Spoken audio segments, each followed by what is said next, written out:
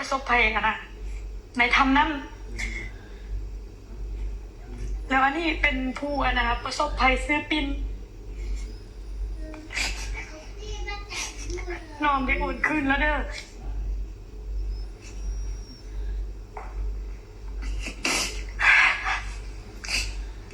ให้ทุกคนเป็นพยานน้ำนอมว่า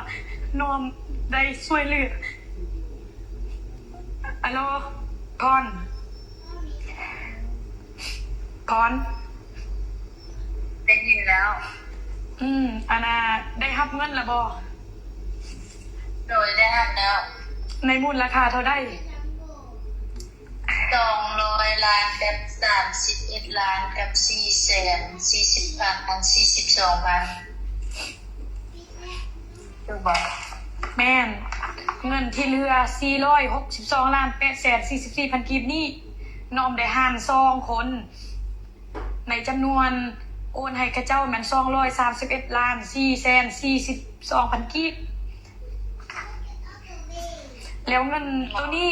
น้อมอยากให้เจ้าน่ะไปสานโตเฮือนครัวกับห้องน้ำมันเด้อให้มันแล้วถ้ามันเลือลายแล้วอย่าลืมให้พ่อปู่แม่ย่าเจ้าเด้อแม่นให้ข้าเจ้าแน่โดยขอบใจเด้อ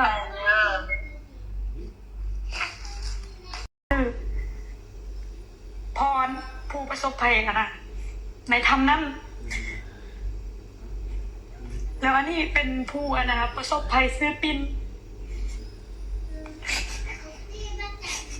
นอมได้โอนคืนแล้วเด้อ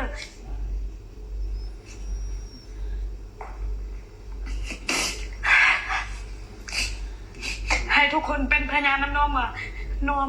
ได้ช่วยเหลืออัลโหลพรได้ยินแล้วได้รับเงินละบอโดยได้รับแล้ว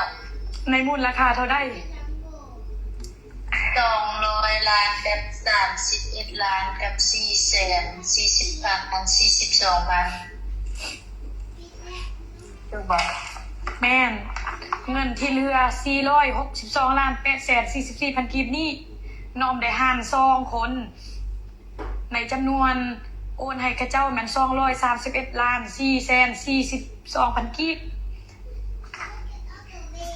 แล้วเงินตัวนี้น้อมอยากให้เจ้าน่ะ